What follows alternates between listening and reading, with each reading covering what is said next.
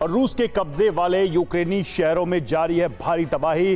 Donetsk में Russian army ने किया चौतरफा हमला। यूक्रेन की मदद के लिए 4 और हिमार्स हथियार भेजेगा। अमेरिका यूक्रेन के खिलाफ जंग का विरोध करने वाले रूसी नागरिक को मिली 7 साल की जेल। और सैनिकों का हौसला बढ़ाने के लिए फ्रंटलाइन पर पहुंचे प्रेसिडेंट ज़ेलेंस्की। रूस और यूक्रेन में जारी जंग से जुड़ी इन तमाम खबरों को जानने के लिए देखते हैं रूस वर्सेस यूक्रेन टॉप 9।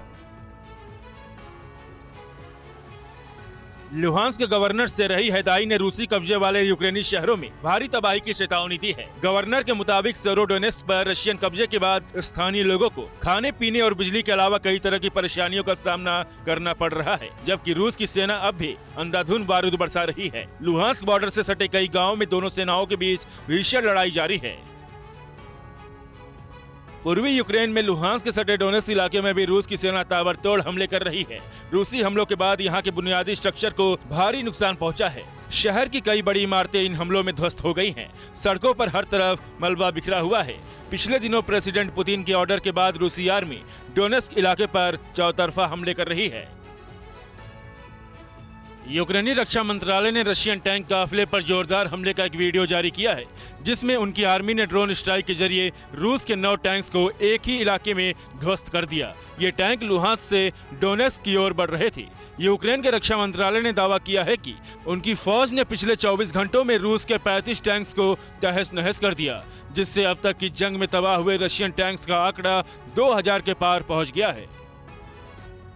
जंग में ड्रोन से मिल रही बेहिसाब सफलताओं के बीच यूक्रेन के प्रेसिडेंट ज़ेलेंस्की ने अपनी एक ड्रोन सेना बनाने का ऐलान किया है, जो वॉर में फ्रंट लाइन पर निगरानी करने के साथ साथ दुश्मन पर शुरुआती हमला भी करेगी। ज़ेलेंस्की ने 200 ड्रोन्स की इस आर्मी को बनाने के लिए लोगों से आर्थिक मदद करने की अपील की है। इस मुहिम का नाम उन्होंने ड्रोनेशन रखा है।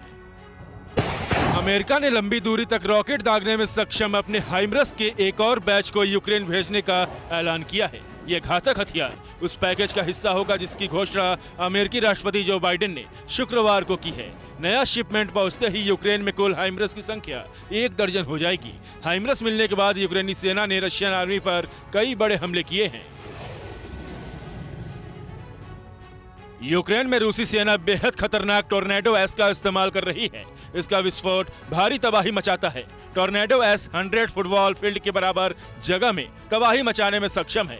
वहीं रशियन आर्मी ने डोनबास रीजन में यूक्रेन के 4 मिसाइल लॉन्चर और 4 आर्टिलरी सिस्टम को भी तबाह कर दिया। रूस के रक्षा मंत्रालय ने इस हमले का वीडियो जारी किया है। यूक्रेन के खिलाफ रूस की जंग का विरोध करना इस रशियन नागरिक को भारी पड़ गया। मॉस्को की एक अदालत ने इस शख्स को 7 साल जेल की सजा सुनाई है। अप्रैल महीने में गिरफ्तार किए गए मॉस्को नगर परिषद के सदस्य एलेस्की गोरिनो को रूसी सेना के बारे में जानबूझकर गलत जानकारी फैलाने का अपराधी बताया गया है। रूस में ये पहला मामला है जब जंग का विरोध करने वाले किसी शख्स को सलाखों के पीछे भेजा गया हो। प्रेसिडेंट ज़ेलेंस्की ने अपने सैनिकों का मनोबल बढ़ाने के लिए युद्ध वाले निप्रो शहर का दौरा किया। उन्होंने यहां यूक्रेनी सैन्य अधिकारियों के साथ जंग के मौजूदा हालात का जायजा लिया और आगे की रणनीति को लेकर चर्चा की। इसके बाद ज़ेलेंस्की ने जंग में पराक्रम दिखाने वाले सैनिकों को सम्मानित किया। रूस की विशालकाय सेना से लड़ रही अपनी फौज का हौसला बढ़ाने के लिए ज़ेलेंस्की कई बार जंग वाले इलाकों का दौरा कर चुके हैं। प्रेसिडेंट ज़ेलेंस्की ने सैन्य अधिकारियों के साथ बैठक के बाद निप्रो शहर के एड डिस्ट्रीब्यूशन सेंटर का दौरा किया। इस डिस्ट्रीब्यूशन सेंटर से जंग में प्रभावित यूक्रेन के कई इलाकों में फूड किट्स पहुंचाई जाती है। यहां रोजाना 15 लाख से ज्यादा खाने के पैकेट्स तैयार किए जाते हैं। ज़ेलेंस्की ने डिस्ट्रीब्यूशन सेंटर का जायजा लिया और यहां काम करने वाले कर्मचारियों का आभार जताया।